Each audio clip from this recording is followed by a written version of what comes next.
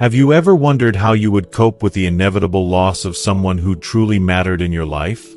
What if everything you thought was certain suddenly disappeared, leaving you with nothing but memories?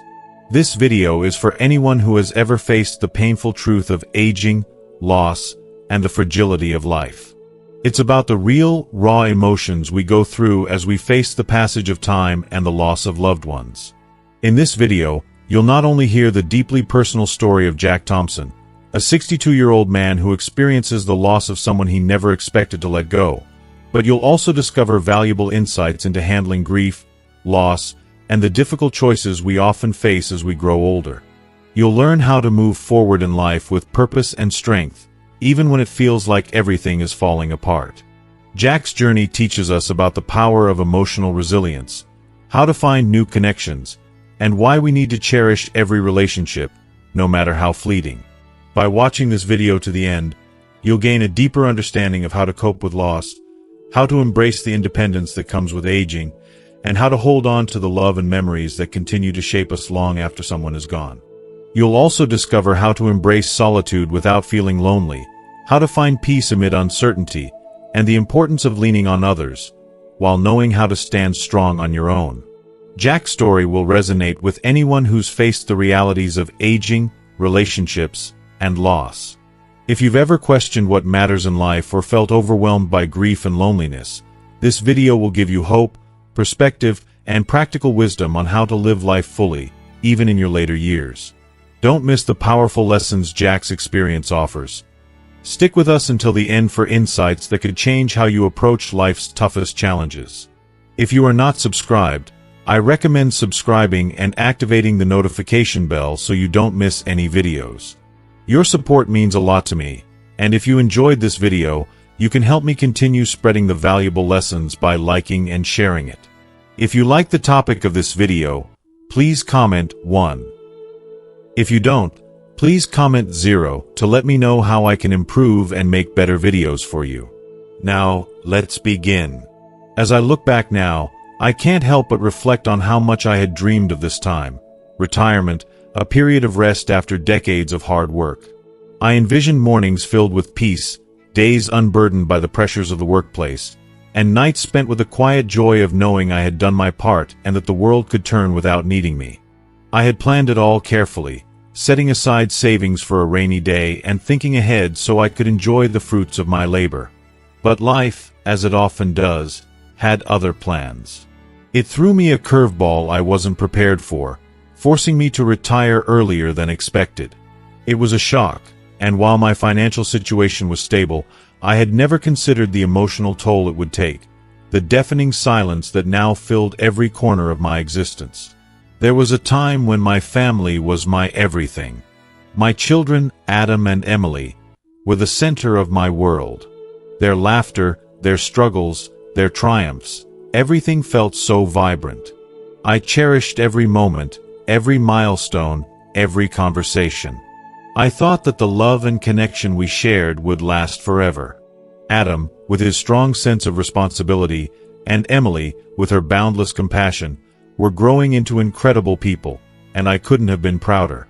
But now, as life unfolded in ways I had not foreseen, I realized that they had their own families and our own lives to lead. And with that, the laughter that once filled the house had become a distant memory.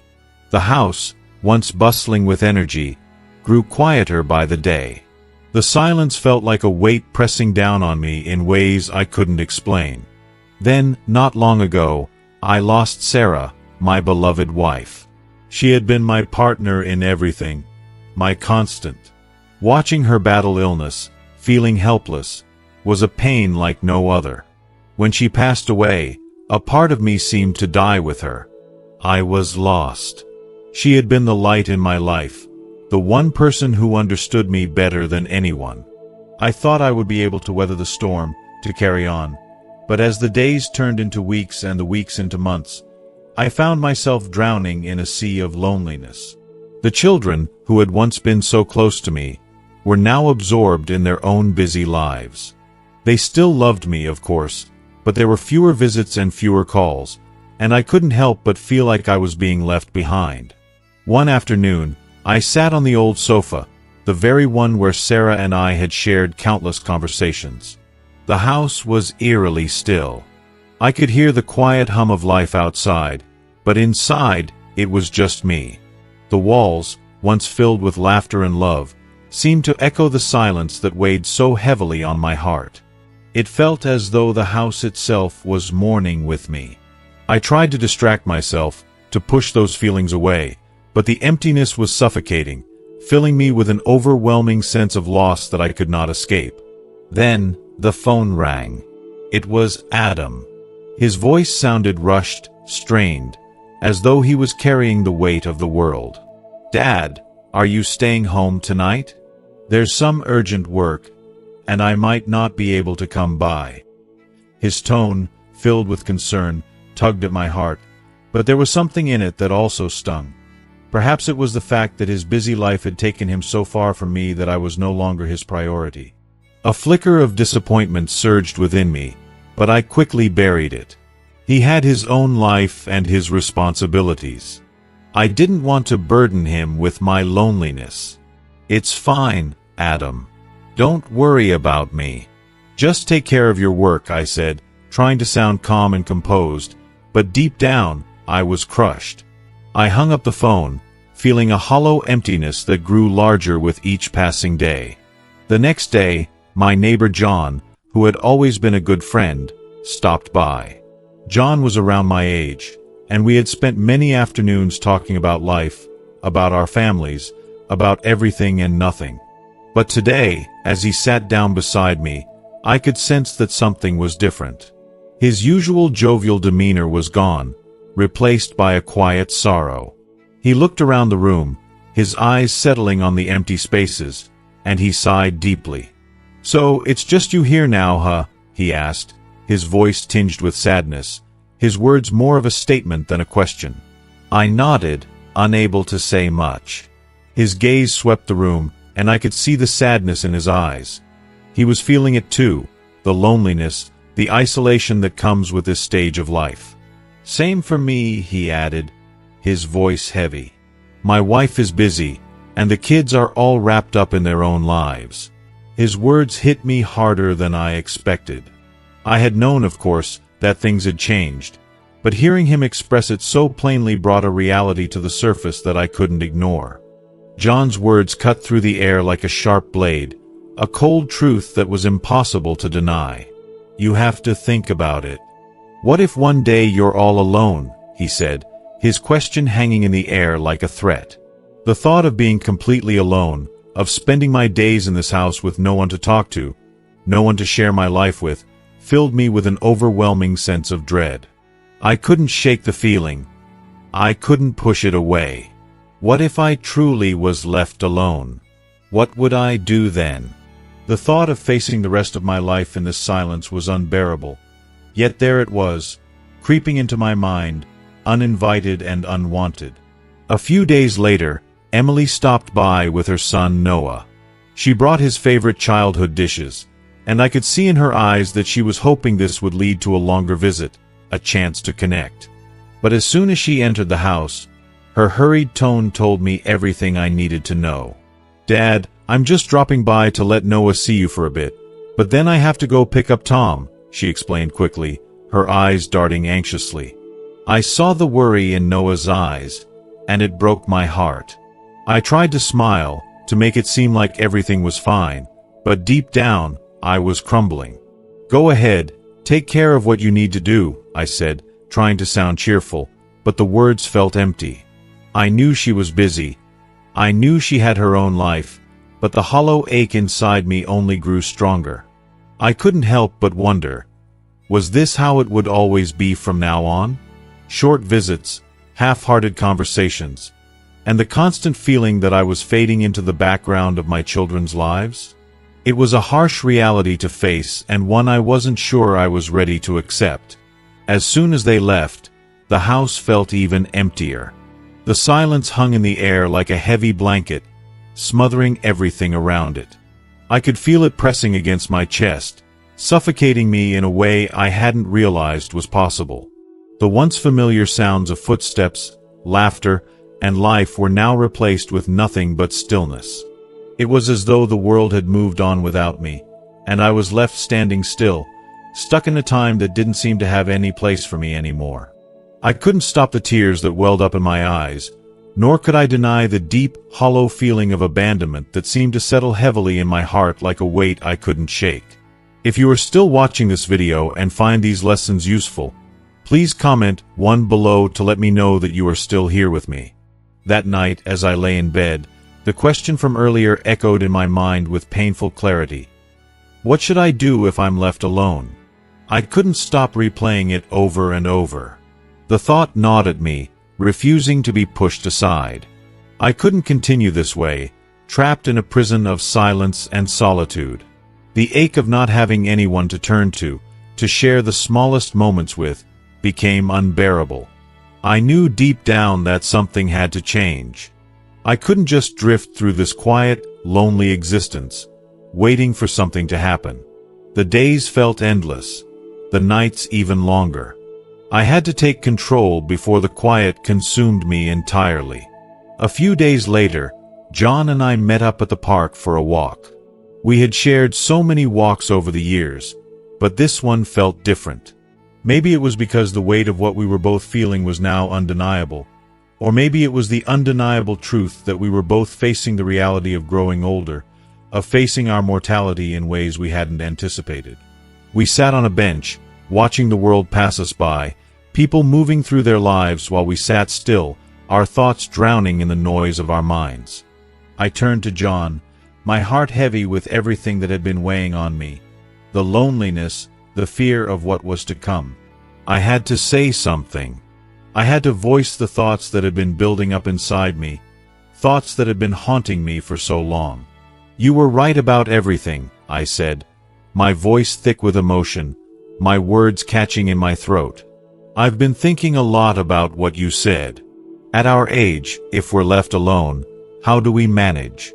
The question hung in the air between us, its weight almost too much to bear. John looked at me with understanding, his eyes soft with empathy. I've thought about it too, he replied, his voice steady but tinged with an undercurrent of the same fear I felt. There are a few things we need to prepare for in advance. We can't wait until the last moment to worry. His words were clear and direct, and yet I could hear the vulnerability behind them. The most important thing, he continued, is to make sure we're financially stable. We need enough to cover food and essentials, so we're not left struggling. I nodded, my heart sinking as the reality of his words set in. He was right. Financial stability wasn't just a luxury, it was a necessity. Without it, the prospect of aging became even more terrifying. I had always been cautious with my money hand and worked hard to make sure I could take care of myself. But now, in the face of everything I was realizing, I could see how fragile that sense of security was. Medical expenses, emergencies, unforeseen challenges, they could all spiral out of control. I had thought I was prepared, but the truth was much more complex than I had imagined. John's next words hit me harder than I expected. With no spouse or kids nearby, it's up to us to take care of ourselves. Those words struck a chord deep within me. I had always believed that family would be there, that they would take care of me when the time came. But that wasn't the reality I was living in now. It wasn't just a hard truth, it was a sobering one. I could feel my chest tighten as the weight of those words sank in. We have to become more independent, John continued, and I felt a spark of resolve flicker inside me. We have to take care of ourselves, stay active, and never isolate ourselves. It was as if John had read my mind and had seen the person I had become in my isolation. For so long, I had poured myself into my family and had given everything I had to ensure their happiness and success. But in doing so, I had neglected the most important person of all, me. The years had passed, and all I had to show for them was a life lived in routine, in front of the television, sitting in a room that felt more like a tomb than a home. I wasn't living. I had been going through the motions, but I wasn't truly engaged in life. The realization hit me like a wave, knocking the breath out of me. I couldn't keep living like this. I had to make a change. I had to find a way to live with purpose, to reclaim the life I had let slip away. At first, it seemed like a daunting task. The habits I had formed over the years felt so ingrained, so difficult to break. But I knew, deep down, that if I didn't make these changes, I would slip deeper into the abyss of loneliness and decline. So, I made a decision. I started small. Every morning, I began walking to the park, just a short walk at first. But it was something. It was a step, quite literally, toward regaining control over my life. In the evenings, I forced myself to visit the community center. At first, I felt like an outsider, an intruder in a place where people seemed so much more at ease than I was. But over time, I began to build new friendships. I played chess, I talked with other seniors, and slowly, my life began to feel richer and fuller. But even with these new activities, there was still a gnawing emptiness that refused to go away. Every night, as I lay in bed, staring at the ceiling, I couldn't shake the question that lingered in my mind. Who will be there for me when I'm sick, when I need someone to talk to or help me through the hard times? The silence in the room seemed to amplify those fears, and the more I thought about it, the more unsettled I became. I had always been content to live alone, to enjoy my solitude. But now, that solitude felt like a cruel companion, a constant reminder of the love and connection I no longer had. And yet, when I allowed myself to acknowledge this longing for companionship, a wave of guilt would rush over me. Sarah had only passed recently. How could I ever seek someone else's company, even just for friendship, without betraying her memory? How could I ever replace the love we had shared, the life we had built together? The guilt was suffocating, but it was also the very thing that kept me locked in the past, unable to move forward. But then, one day, after much hesitation, I finally found the courage to talk to John. His knowing look and the compassion in his eyes gave me the strength I needed to voice my fears.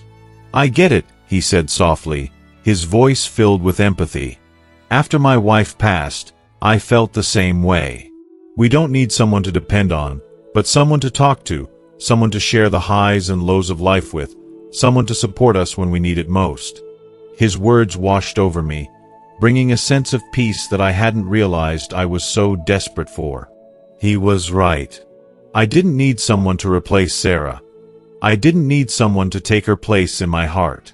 What I needed was companionship, someone to share this journey with, someone to ease the weight of solitude that had become my constant companion. Slowly, I began to open my heart to the possibility of finding someone who could bring light into the shadows of my life. That's when I met Margaret. She was an elderly woman who also lived alone, and from the very first time we met, her vibrant, optimistic personality was like a breath of fresh air in my otherwise stale, quiet life. The contrast between us was striking. While I had been consumed by the weight of my solitude, Margaret had somehow managed to carry a spark of joy and curiosity that I hadn't felt in years. We bonded quickly, drawn together by the shared understanding of living away from our children and the deep loneliness that often comes with the passing years.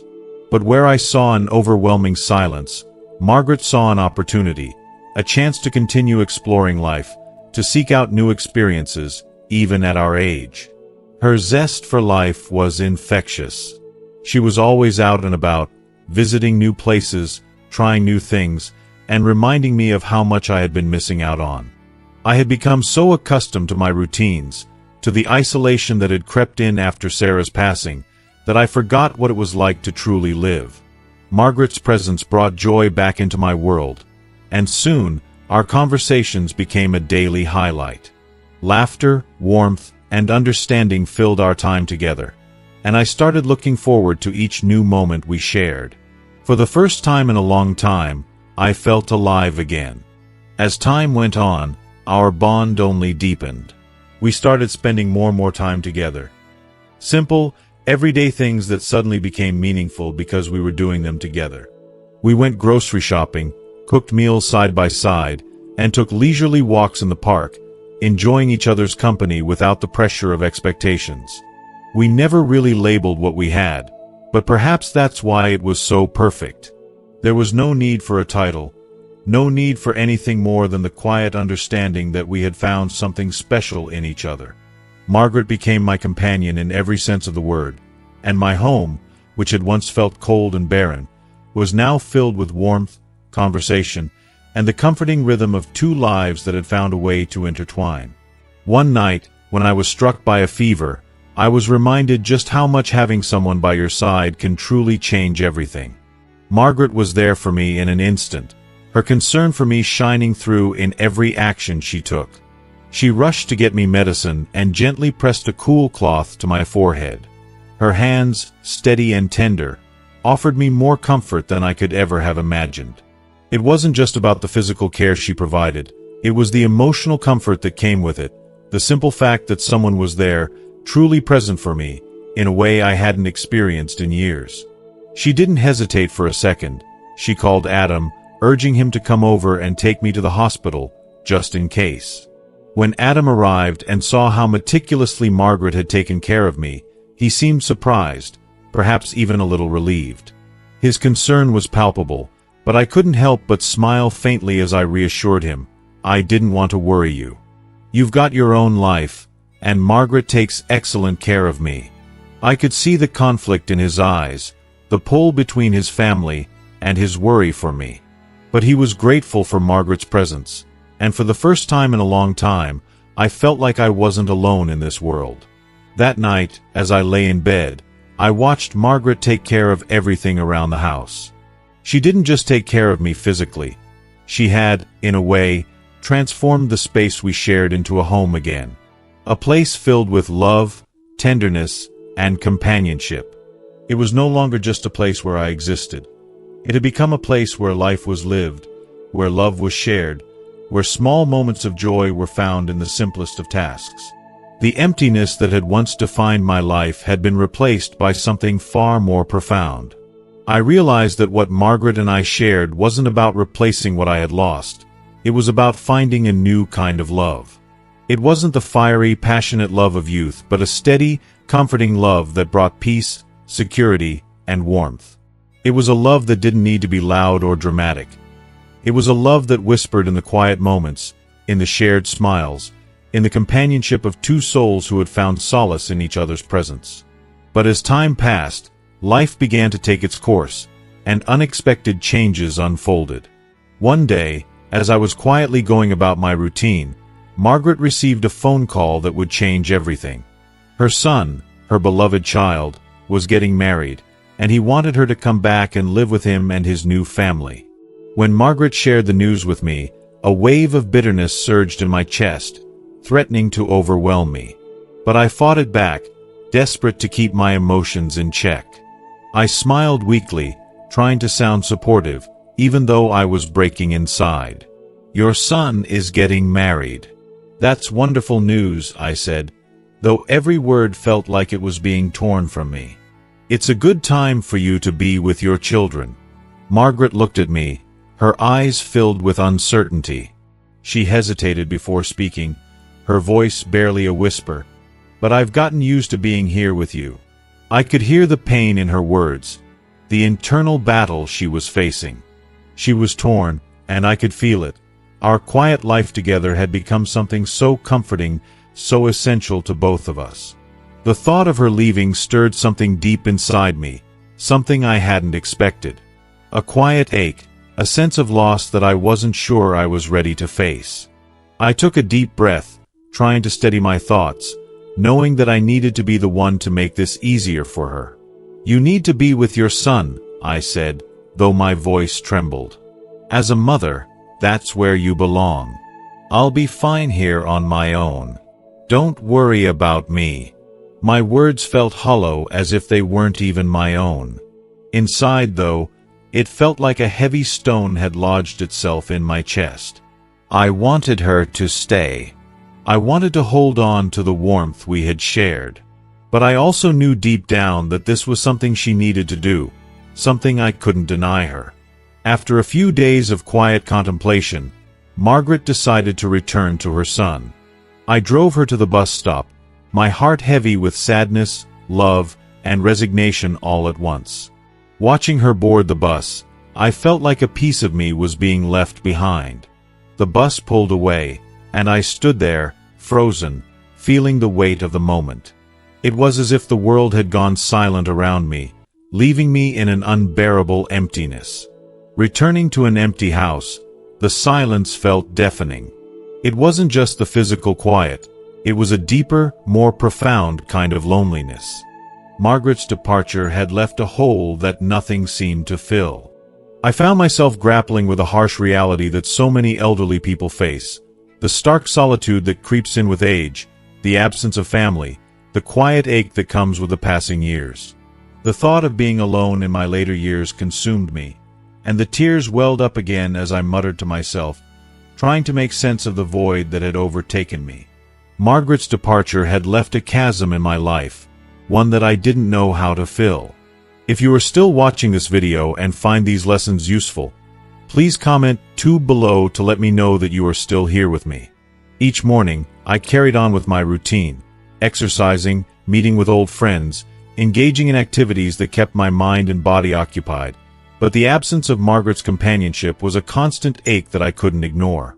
Her laughter and her light-hearted nature had filled so many of my days, and now that she was gone, the silence felt oppressive. My children, Adam and Emily, still checked in on me regularly, but their lives were full, and I didn't want to burden them with the weight of my loneliness. I could hear the concern in their voices during our conversations, but there was also a distance between us that I could not bridge. They had their own families to care for and their responsibilities, and though they made an effort to stay in touch, I couldn't help but feel as though I was slipping further away from them. Every time they called, I reassured them, always saying, "I'm fine, I'm doing okay," but deep down, I knew the painful truth. The loneliness was growing, slowly sinking deeper into my soul like a shadow that refused to leave. One afternoon, at the community center, I was surrounded by familiar faces, people I had known for years, yet I felt more isolated than ever. Their chatter and laughter blended into the background as I sat, quietly watching, feeling like I was on the outside looking in. It was then that I overheard a conversation that would change the course of my future. A group of people was discussing the possibility of moving into a nursing home, and I felt a shock of realization hit me like a bolt of lightning. Maybe this was the answer. Maybe this was where I could find peace, where I could meet people who understood the struggles of aging and the loneliness that came with it. Maybe, just maybe, this was the place that could offer some semblance of connection. The very next day, I called Adam, hoping he would understand my reasoning. There was a long, heavy pause on the other end of the line before he spoke, his voice thick with concern. "Dad, are you sure you want to move into a nursing home? Doesn't that place feel cold and isolated? Are you sure it's what you want?" His words gave me pause, and for a moment, I considered what he was saying.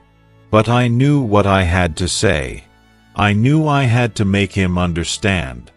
"Adam, it's not about the coldness. It's about finding a place where I can truly be at peace for the long term," I explained, trying to keep my voice steady. "You and Emily have your own busy lives now, your own families, and I don't want to burden you with my loneliness. At least in a nursing home, I'll have people around, people to talk to. I won't be so alone." There was another long pause, and I could hear the worry in his voice when he finally responded. "I understand, Dad, but it's a big step. I'll talk to Emily about it, okay?" A few days later, they both came over, and as we sat on the couch, their faces drawn with concern, Emily spoke first, her voice trembling with emotion. "Dad, we understand that it's hard for you to be on your own, but are you sure a nursing home is the right place for you? What if you feel even more isolated there?" I felt their concern deeply, and for a moment, I questioned myself. But then I took a deep breath and, with as much calm as I could muster, I replied, "I've thought this through, and I need a place where I can enjoy my later years in peace. A nursing home isn't perfect, but it's better than being alone here. I don't want to impose on your life. You both have your owings to handle, and I can't keep asking you to check on me. Please understand." The silence that followed spoke volumes. I could see the weight of my decisions settling in on them. After a long pause, Adam finally spoke, his voice soft but steady. "Dad, if this is what you want, we'll respect your choice. But we'll visit you often, we promise." The relief I felt at that moment was overwhelming. It wasn't a perfect solution, but it was a solution I could live with. And knowing that they weren't abandoning me, that they would still be there for me, easing the weight on my shoulders. A few months later, I moved into a nursing home in the suburbs. It was a beautiful place, flower gardens, activity rooms, and plenty of other seniors around my age. On my first day, I decided to take a walk around the yard, taking in the fresh air and the calm atmosphere. It was there that I met Mr. Robinson, a long-term resident. He greeted me with a warm smile and offered to show me around. He introduced me to a few other residents, making the transition a little easier. There was still so much uncertainty within me, but his kindness helped to ease the fear. That evening, as I lay in my new bed, gazing out the window at the night sky, a strange sense of calm washed over me. It wasn't home, and it wasn't the life I had envisioned, but it was a new beginning. I had made a few new friends, and the prospect of companionship, however small, gave me hope. I had found a place where I could feel some connection again, where the weight of loneliness wasn't quite so crushing. It wasn't perfect, but it was a step in the right direction. 6 months passed, and I found a rhythm in my new life. I ate regularly, exercised, and spent time socializing with my new friends. The overwhelming loneliness that once gripped me was no longer a daily presence. I had found peace and a new sense of purpose, and for the first time in a long while, I felt secure. I had embraced this new chapter of life, and although it wasn't the life I had imagined in my youth, it was a life that I could live with, a life filled with small joys, a life that no longer felt as heavy as it once did. Life had become a peaceful rhythm, filled with the simplicity of small pleasures. I found joy in playing chess, in the quiet moments spent reading, and in the conversations with friends. These routines, though simple, became my sanctuary. They gave me a sense of comfort and security that had been absent for years, and it was a comfort I had never expected to find. Adam and Emily, my children, still called frequently, their voices filled with concern about my adjustment to living in the nursing home. They seemed to worry endlessly, even though I reassured them every time, saying, "I'm doing well. Nothing's missing. You don't need to worry about me." I could hear the relief in their voices, but deep down, I knew they couldn't fully understand the peace I had found here. I had learned to embrace it, to appreciate it for what it was. I had learned to feel grounded in the quiet, to find solace in the solitude. But then, one afternoon, everything shifted. After a quiet lunch, I sat in the sun, feeling the warmth on my face, letting the simplicity of the moment wash over me. The phone rang, and as I answered, Adam's voice came through, filled with urgency. There was a tremor in his tone that made my chest tighten. "Dad, something's happened. You need to listen." "Dad, I've got some bad news," Adam's voice crackled through the phone, barely controlled, filled with something I couldn't place. Fear, urgency, dread. "Mrs. Robinson was in a car accident, and she's in the hospital." The words hit me like a physical blow, a punch to the gut that stole the breath from my lungs. For a moment, I couldn't breathe, couldn't even process the gravity of what he had just said. The phone slipped from my trembling hand, and I had to steady myself, gripping the armrest of the chair as a wave of shock washed over me. It was as though the world had stopped spinning. Everything around me went still, and the only thing I could hear was the thundering of my own heart. I had to get myself together. I couldn't let this sink in, not yet. "What happened? How is she?" I stammered, my voice barely a whisper, panic seeping into every syllable, twisting my gut in knots. I could hear Adam's strained breath on the other end, the worry thick in his voice. I just got the news and rushed over. "Do you want to come to the hospital?" His voice wavered, barely holding it together. The ground beneath me felt as though it was slipping away, and I had nothing to cling to but the hollow panic in my chest. Mrs. Robinson, someone I had come to rely on, someone who had become such an integral part of my life, was lying in the hospital, and I couldn't even fathom how this had happened. I hung up, not knowing what else to do, and quickly called the nursing home to arrange for transportation. My mind raced with thoughts I couldn't control. How could something like this happen to her now? The last time I saw her, I smiled and told her to take care of herself, and now this. The image of her bright smile haunted me, and I couldn't shake the realization of how fragile life truly was. The fleeting nature of it all crashed down on me. When I arrived at the hospital, Adam and Emily were standing outside the emergency room, their faces drawn tight with worry, filled with fear that matched the storm brewing in my heart. Seeing their concern made everything feel too real, too painful to bear. Adam helped me sit down, his hand shaking slightly as he guided me into the chair. "Dad," he said, his voice heavy with dread, "the doctors are doing everything they can, but the situation isn't looking good." His words felt like an anchor, dragging me deeper into a sea of helplessness. I couldn't bring myself to look at him, my heart pounding in my chest as I stared at the blinking red light above the surgical room door, wishing for it to turn green, wishing for some sign that things might be okay. But in my gut, I knew the truth. Mrs. Robinson, this resilient, vibrant woman who had filled my life with laughter and friendship, was slipping away. All I could do was pray, desperately hope that somehow, against all odds, she would survive. The minutes dragged on, each one feeling like an eternity. Time seemed to slow, the air around me thick with worry, suffocating my chest. Then, the door opened. A doctor emerged, and I almost lunged toward him, desperate for news, desperate for any sliver of hope. "How is she?"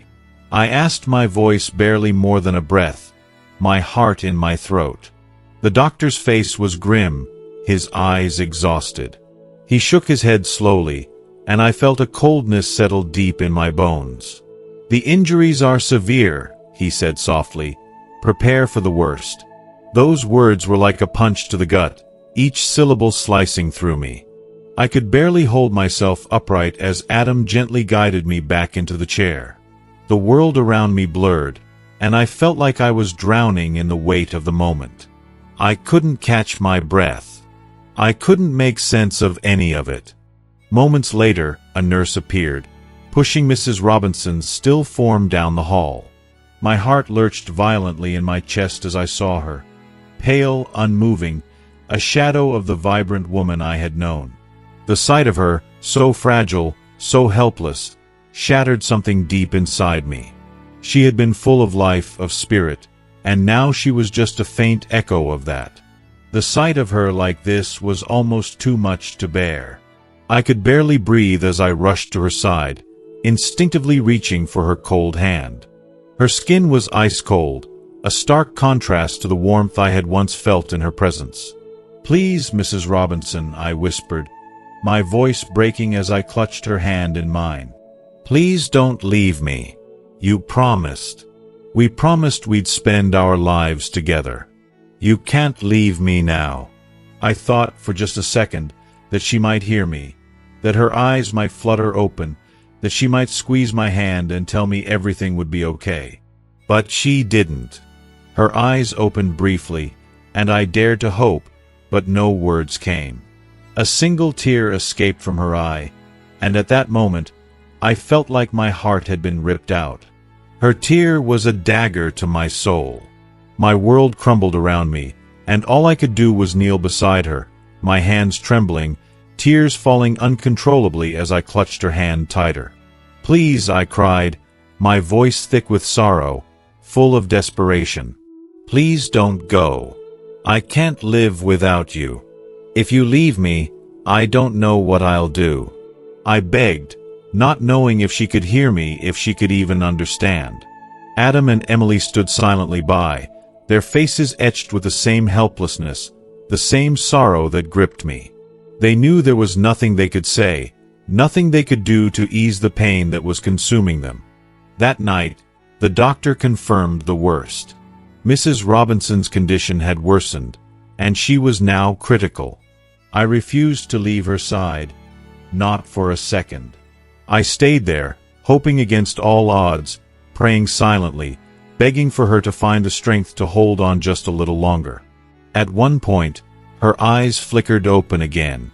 Her hand, so cold and fragile, reached for mine. I held it tightly, afraid to let go, afraid that if I did, she would slip away. She struggled, her breath shallow and labored, but there was a fight in her eyes, a final effort to stay with me. "Mr. Thompson," she whispered, her voice barely audible, so weak, so fragile. Then, with one final soft exhale, her hand relaxed, and her tired eyes fluttered closed for the last time. A part of me wanted to scream, to beg her to wake up, to stay with me just a moment longer.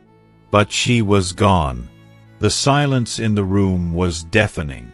I was frozen, completely paralyzed by the crushing weight of the moment. My heart felt like it had shattered into 1,000 jagged pieces. I couldn't breathe. "Mrs. Robinson, don't go," I whispered through my tears, my voice thick with sorrow, full of desperation. "Please don't leave me." But there was no answer. The absence of her presence filled the room, colder than any winter's night. If you are still watching this video and find these lessons useful, please comment 3 below to let me know that you are still here with me. Words fail me as I try to describe the emptiness that overwhelmed me at that moment. It was as though my very soul had been torn from my body, leaving nothing but an empty shell, hollow and aching, unable to comprehend the magnitude of the loss. The woman who had been my friend, my confidant, had slipped away, and I was left alone in the devastating silence. Mrs. Robinson was more than just a friend. She was the last person who truly saw me for all that I was, flaws, imperfections, fears, and still chose to care, to love me despite it all. She had become the cornerstone of my life, the one constant who understood me in ways no one else did. Now she was gone, and I was left in a world that seemed crueler, colder somehow. The very foundation beneath my feet felt shaken as if the earth itself had turned away from me. In the days that followed, I stumbled through life in a haze of grief. It was as though darkness had wrapped itself around me, smothering any chance for joy or peace. I couldn't shake the heavy weight of her absence, and no matter how many people tried to comfort me, it only seemed to magnify the emptiness. Every kind word, every attempt at solace, felt like a reminder of what I had lost. In the nursing home, the days blurred together into one indistinct period. It was as if life had lost its color, the hours no longer held meaning. Everything felt so empty without her, like there was no reason for me to even get out of bed some days. The other residents and staff noticed the change in me. I didn't need them to say anything. I could see it in their eyes, the pity, the sadness. They didn't know what to say to make it better. They sat with me, but no words of comfort could heal the wound that had been carved deep into my heart. The loneliness felt suffocating. At our age, losses are more than just memories. They are pieces of ourselves, parts of our soul that can never be replaced. Once something, someone, is gone, no matter how hard we try to fill that gap, it remains forever empty. The world goes on, but that space in our heart stays vacant, a painful reminder that the ones we love won't come back. Adam and Emily came by often, trying to fill the space with their children's laughter, bringing their innocence into my life in the hopes it might lift my spirits. But no matter how hard I tried, no matter how much I wanted to find comfort in their joy, it all felt so far away. My heart had become a fortress, locked away behind walls of sorrow. And though they offered all the love they could, it couldn't break through. I would smile at them, but it was nothing more than a hollow gesture to reassure them that I was okay when, deep down, I was anything but. The silence between us grew louder with each passing day, a constant reminder of the space Mrs. Robinson had left behind. One afternoon, Adam sat beside me, his face etched with concern. He couldn't understand why I still grieved so deeply, why I hadn't been able to let go. His gentle voice tried to console me, but his words, though filled with love, stung. "Dad, please don't be sad anymore. Mrs. Robinson wouldn't want you to feel like this." How could he understand? He hadn't experienced the depth of loss I had. I felt the urge to explain, to make him see the pain I was carrying. "Adam, there are things you just can't put into words," I said, my voice trembling, my heart raw. "Letting go isn't something you can do easily. You and Emily are still young. You're still finding your way. But when someone you love with all your heart is suddenly gone, it feels like the sky itself has fallen. Everything you've ever known begins to slip through your fingers, like sand in the wind." Adam went quiet, sensing the weight of my words. After a long pause, he gently reached for my hand, squeezing it softly. "Dad, you still have us, your children and your grandchildren. We'll always be here for you." His words were warm and comforting, but they couldn't fill the void I felt. They couldn't chase away the deep, suffocating loneliness that had taken root inside me. "I know you care, Adam," I said softly, my voice barely above a whisper. "But sometimes the emptiness in your heart is something only you can truly understand." A few days later, as I walked through the garden, trying to lose myself in the quiet beauty of nature, I saw a new resident. He was an older man, his face etched with sorrow, his eyes carrying the same heaviness of loneliness that I had felt when I first arrived. I felt an immediate pang of recognition, a connection to his pain. Without thinking, I walked over to him, gently placing my hand on his shoulder, offering him the same comfort I had longed for myself. "Are you new here?" I asked softly. "Would you like to take a walk with me?" He looked at me, and although his lips didn't part to speak, I saw the gratitude in his eyes. Without a word, we began to walk side by side in the stillness of the garden. Neither of us spoke, but there was a silent understanding between us. We were two souls, silently walking through the final chapters of our lives, finding what comfort we could in the simple act of shared presence. That night, as I lay in bed, I thought of Mrs. Robinson again. Her voice, so soft and kind, seemed to echo in my mind. I could still see her smile and hear the warmth in her laugh. Those moments, her kindness, her love, had become the most precious memories of my life. And now, they were all I had left of her. It was hard, so hard to imagine a life without her in it, a life without her light. But as I closed my eyes that night, I realized something important. Even though she was gone, a part of her would always be with me. Her love, her care, the imprint she left on my heart, they would stay with me, a part of me forever. And for the first time in a long while, as I lay there in the quiet, the weight of my loneliness didn't feel so suffocating. It wasn't gone, not by any means. But it had softened just a little. Maybe, just maybe, that was enough for now. But as the years have passed, I've come to realize that love is far more complex, far deeper than I ever imagined.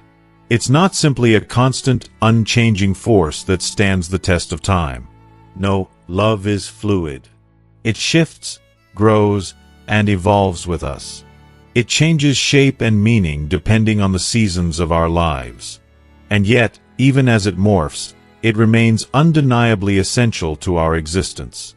The love I once believed would be the anchor that held me steady is still there, but it has taken on a different form, one that is less about holding tight and more about letting go, learning to release, to give, to cherish in new ways. In this later chapter of my life, I've come to see love as something that goes beyond the physical, beyond the simple gesture of holding hands. Love, I've learned, is in the quiet moments we share with others, in the kindness we offer even when it seems unnoticed, and in the deep, unspeakable bond that connects us to those we care for, even when they are no longer physically present. Mrs. Robinson taught me that. Her love, her care, her ability to just be with me was a gift that transcended the limitations of time, and I carry it with me still. The relationships we form, whether they are with family, friends, or even strangers, are the fabric of our lives. These connections, though they may fade or shift over time, are the things that truly matter. They are the legacy we leave behind, not the material possessions or achievements we accumulate, but the love we give and receive. They are the moments that stay with us long after everything else has faded away. Even in loss, those bonds endure because love doesn't disappear. It transforms, grows, and lives on in the hearts of those who remain. And though the world continues to shift around me, though the years weigh heavy on my body and my mind, I have come to accept the quietude of my heart. I've come to embrace the solitude not as an enemy but as a companion, a space for reflection, for healing, for deepening my connection to myself and to the life that I have lived. The world, in all its noise and chaos, can be overwhelming, but in the silence, I have found a kind of peace that I didn't know was possible. When night falls and the house quiets, I no longer feel the sting of loneliness as I once did. I've learned to sit with my thoughts, to listen to my heart. There is comfort in that stillness, a freedom that comes with the realization that I no longer need validation from others. The opinions of others, their worries, their expectations, they no longer hold the same weight. I've learned to trust my judgment and believe in my worth, and that has been one of the most liberating lessons of all. I think of the passage of time and the way it can feel as though it sneaks up on you. One moment, you're young, full of plans and ambitions, and the next, you find yourself at a point in life where those things seem like distant dreams. But there is a beauty in this realization, too. There's a certain grace that comes with age, a quiet understanding that we are not the same people we once were, and that's okay. It says something to be celebrated. The changes we undergo, the challenges we face, and the wisdom we gain, these are the gifts that come with the years, the lessons that allow us to live more fully, to love more deeply, and to embrace the life we have, as imperfect as it may be. There's an undeniable peace that comes with accepting this truth. As Murakami wisely said, in the blink of an eye, a day has passed, a year has ended, and in the blink of an eye, a lifetime has gone by. But it is not over time that we find meaning. It is in the moments that we create, in the love that we give and receive, and in the connections we nurture that life truly comes alive. Old age is relentless, yes, but it is also the most profound teacher. It shapes our character, refines our understanding of the world, and deepens our capacity for love. It doesn't take away the pain or the losses, but it teaches us how to live with them and how to carry them as part of who we are. And in that acceptance, there is a peace that transcends the fleeting moments of joy and sorrow. I may have lost much, but what I have gained, through the relationships I've cherished, through the lessons of love, through the wisdom of age, is far more valuable than anything time could take from me.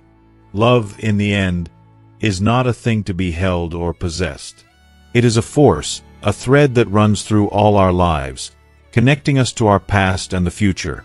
It is in the quiet moments, the whispered words, the shared smiles, and the simple presence of another. And though Mrs. Robinson is gone, the love we shared remains, woven into the very fabric of my life, never to be forgotten. As the years have unfolded, I've come to see the truth, a truth that is both bitter and sweet. Relationships, I've learned, are often fleeting. Like the delicate petals of a flower, they bloom brightly for a time but eventually fade, their beauty lingering only in the memories we hold. They are temporary, more about the moments we share than the eternity we once imagined. Life moves so quickly that the past, present, and future begin to blur together.